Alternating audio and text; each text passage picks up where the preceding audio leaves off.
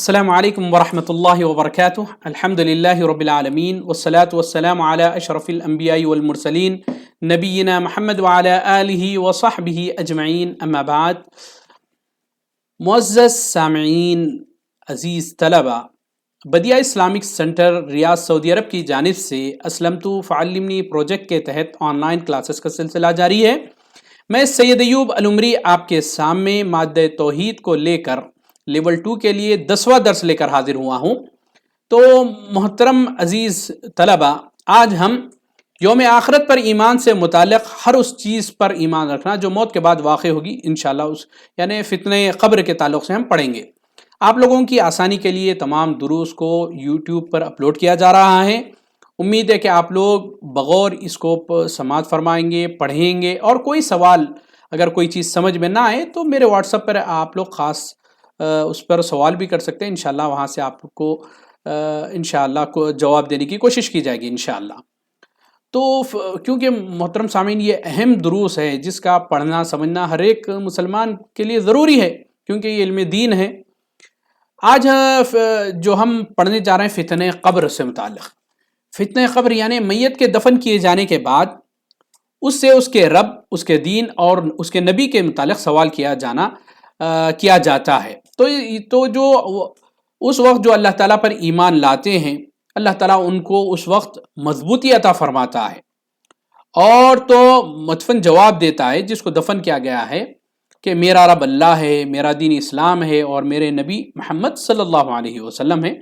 اب جو امت محمدیہ ہے وہ تو اپنے نبی کے بارے میں بتائیں گے. جو امت محمدیہ سے پہلے جو لوگ گزر گئے ہیں، یقیناً ان سے سوال کیا گیا ہوگا اور ان سے اپنے نبی کے تعلق سے پوچھا ہوگا. جو نبی ہیں ان کے وہ لوگ ان کے جواب دیں گے.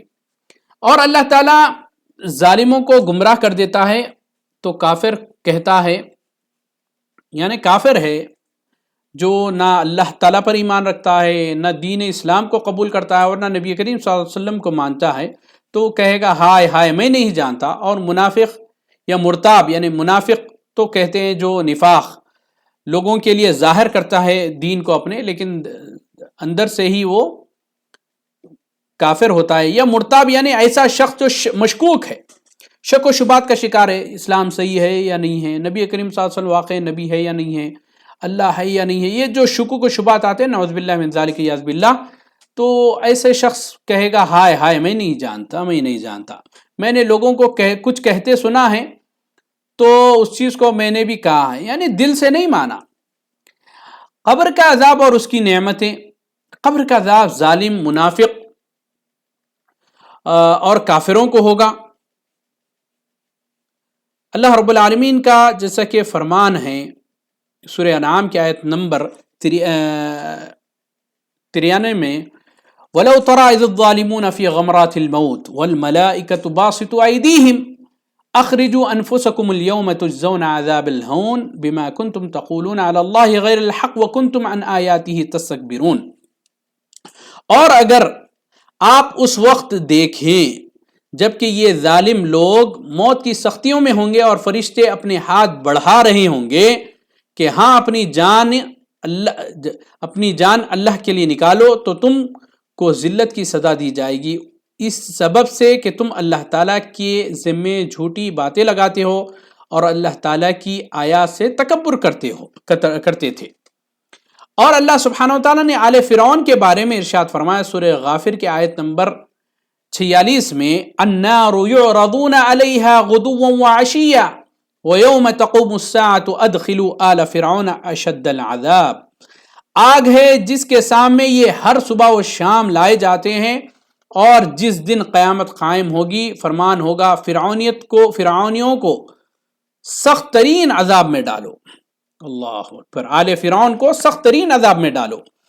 اور صحیح مسلم میں حضرت زید بن ثابت رضی اللہ تعالیٰ عنہ سے ایک روایت ہے، نبی کریم صلی اللہ علیہ وسلم نے ارشاد فرمایا کہ فلولا ان لا تدافنوا لدعوت اللہ ان يسمعكم من عذاب القبر الذي اسمع منه ثم اقبل علينا بوجهه فقال تعوذوا بالله من عذاب النار قالوا نعوذ بالله من عذاب النار فقال تعوذوا بالله من عذاب القبر قالوا نعوذ بالله من عذاب القبر قال تعوذوا بالله من الفتن ما ظهر منها وما بطن قالوا نعوذ بالله من الفتن ما ظهر منها وما بطن قال تعوذوا بالله من فتنة الدجال قال نعوذ بالله من فتنة الدجال. اس حدیث کا ترجمہ یہ ہے کہ اگر یہ بات نہ ہوتی کہ تم لوگ اپنے مردوں کو دفنانا نہ چھوڑ دو گے تو البتہ میں اللہ تعالیٰ سے دعا کرتا کہ تم کو قبر کا عذاب سنا دے جس کو میں سنتا ہوں. پھر آپ صلی اللہ علیہ وسلم کے چہرے کی طرف چہرے کے ساتھ ان کی طرف متوجہ ہوئے صحابہ کی طرف فرمایا تم لوگ اللہ کے عذاب سے پناہ مانگو. تو لوگوں نے کہا ہم اللہ کے عذاب سے پناہ مانگتے ہیں. پھر آپ نے فرمایا تم لوگ قبر کے عذاب سے بھی پناہ مانگو. تو سب نے کہا ہم قبر کے عذاب سے اللہ کی پناہ مانگتے ہیں. پھر آپ صلی اللہ علیہ وسلم نے فرمایا اللہ کی پناہ مانگو ان تمام فتنوں سے جو ظاہر ہو چکے ہیں اور جو پوشیدہ ہیں. تو ہم نے کہا ہم اللہ تعالیٰ کی پناہ چاہتے ہیں ان تمام فتنوں سے جو ظاہر ہو چکے ہیں اور جو پوشیدہ ہیں. پھر آپ نے فرمایا تم لوگ دجال کے فتنے سے اللہ کی پناہ چاہو. تو سب نے کہا ہم دجال کے فتنے سے پناہ چاہتے ہیں. محترم سامعین، بہرحال قبر کی نعمتیں تو یہ سچے اور صادقین مومنوں کے لیے ہیں. فرمان رب العالمین ہیں ان الذین قالوا ربنا اللہ ثم استقاموا تتنزل علیہم الملائکہ الا تخافوا ولا تحزنوا وابشروا بالجنۃ التي کنتم توعدون. واقعی جن لوگوں نے کہا کہ ہمارا پروردگار اللہ ہے پھر اسی پر قائم رہیں، ان کے پاس فرشتے یہ کہتے ہوئے آتے ہیں کہ تم کچھ بھی اندیشہ یعنی غم نہ کرو، اندیشہ اور غم نہ کرو، بے فکر ہو جاؤ، بلکہ اس جنت کی بشارت سن لو جس کا تم وعدہ کیے گئے ہو. اور دوسری جگہ اللہ رب العالمین کا ارشاد ہے فلولا اذا بلغت الحلقوم وانتم حينئذ تنظرون ونحن اقرب اليه منكم ولكن لا تبصرون فلولا ان كنتم غیر مدینین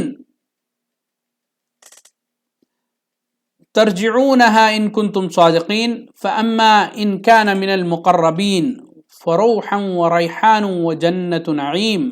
سورہ واقعہ کی دیکھیے آیتیں ہیں یہ. اس کا ترجمہ یہ ہے کہ پس جب کہ روح کیا ہے قرقرے یہاں تک پہنچ جائے گی حلق تک اور تم اس وقت آنکھوں سے دیکھتے رہو، ہم اس شخص سے بنسبت تمہارے بہت زیادہ قریب ہوتے ہیں لیکن تم دیکھ نہیں سکتے. یعنی جس کی جان نکل رہی ہوتی ہے اللہ رب العالمین فرما رہے ہیں کہ ہم اس شخص سے بنسبت تمہارے بہت قریب ہوتے ہیں لیکن تم دیکھ نہیں سکتے. پس اگر تم کسی کے زیر فرمان نہیں اس قول میں سچے ہو تو ذرا اس روح کو تو لوٹاؤ. پس جو لوگ بارگاہ الہی سے قریب کیا ہوا ہوگا تو اسے راحت ہے اور غذائیں ہیں اور آرام والی جنت ہے. سورہ کے آخر تک یہی سلسلہ مذکور ہے. یعنی آیتیں سورہ واقعہ کی جو ہیں وہی جنت کی بشارت کے سلسلے میں بیان کی گئی ہیں. مسند احمد اور ابو داؤد کی ایک لمبی حدیث ہے جس میں براء ابن عازب رضی اللہ تعالیٰ عنہ سے مروی ہے. نبی کریم صلی اللہ علیہ وسلم نے مومن کے بارے میں فرمایا جس کا ترجمہ یہ ہے جب بندہ مومن اپنی قبر کے اندر دونوں فرشتے منکر و نکیر کے سوالات کا جواب دے دیتا ہے تو آسمان سے منادی یعنی آواز دینے والا آواز ندا دیتا ہے کہ میرے بندے نے سچ کہا، پس اس کے لیے جنت کا بستر بچھا دو اور اس کے لیے جنت کا لباس پہنا دو اور اس کا دروازہ جنت کی طرف کھول دو. پھر آپ صلی اللہ علیہ وسلم فرمایا پس اس کے پاس جنت کا تر و تازہ ہوا کا اور اس خوشبودار اس کے پاس آتی ہے، خوشبو کا تر و تازہ جھونکا پاس آتا ہے اور اس کی خبر اس کے لیے تحت نگاہ کشادہ کر دی جاتی ہے. اللہ اکبر.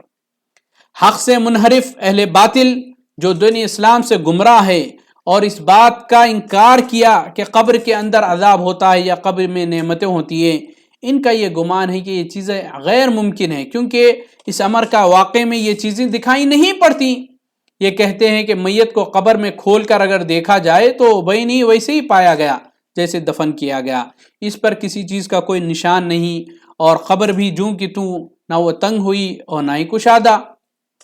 جو اہل زیغ اور الہاد کی یہ عامیانہ حجت اور بدبختانہ زام جو ہے ان کا یہ باطل اور بے بنیاد ہے۔ اس کے بطلان پر شریعت مطہرہ حس و عقل بھی دلالت کرتی ہے۔ شریعت کی جو دلیلیں ہیں محترم سامعین، اس سے پہلے شرعی دلیلیں قبر کے عذاب اور قبر کی نعمتوں سے متعلق گزر چکی ہیں، پھر بھی ایک دلیل ملاحظہ فرمائیں۔ صحیح بخاری میں عبداللہ ابن عباس رضی اللہ تعالی عنہ سے روایت ہے کہ وہ فرماتے ہیں،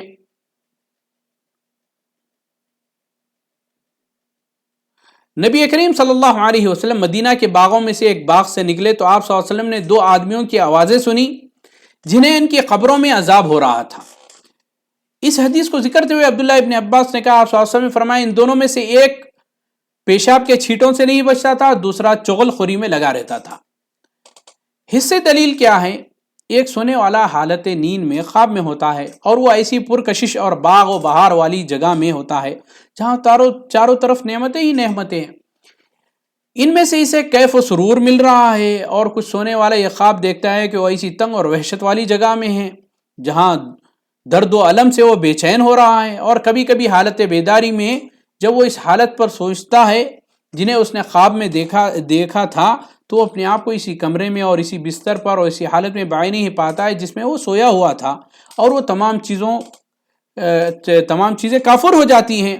اسی لیے نیند کو موت کا بھائی کہا گیا اور اللہ تعالیٰ نے لفظ وفات کا نام دیا ہے، جیسا کہ سورہ زمر میں اللہ تعالیٰ آیت نمبر 42 میں فرماتے ہیں، وَيَتَوَفَّى الْأَنفُسَ حِينَ مَوْتِهَا وَالَّتِي لَمْ تَمُتْ فِي مَنَامِهَا فَيُمْسِكُ الَّتِي قَضَى عَلَيْهَا الْمَوْتَ وَيُرْسِلُ الْأُخْرَى إِلَى أَجَلٍ مُّسَمًّى۔ اللہ ہی روحوں کو ان کی موت کے وقت اور جن کی موت نہیں آئی انہیں ان کی نیند کے وقت قبض کر لیتا ہے، پھر جن پر موت کا حکم لگ چکا ہے تو انہیں روک لیتا ہے اور دوسری روحوں کو مقررہ وقت تک چھوڑ دیتا ہے۔ اب عقلی دلیل دیکھ لیں۔ ایک سونے والا حالت نیند میں خواب دیکھتا ہے جو بالکل سچ اور حقیقت کے عین مطابق ہوتا ہے۔ کبھی تو نبی کریم صلی اللہ علیہ وسلم کو اپنی اصلی شکل میں دیکھتا ہے، اور جس نے آپ صلی اللہ علیہ وسلم کو اپنی حقیقی صفت پر دیکھا تو حقیقت میں اس نے آپ صلی اللہ علیہ وسلم کو عالم خواب میں دیکھا، جبکہ حال یہ ہے کہ وہ اپنے اسی کمرے میں اپنے ہی بستر پر سویا ہوا ہے اور خواب میں دیکھی ہوئی چیزوں سے بہت ہی بعید اور دور ہے۔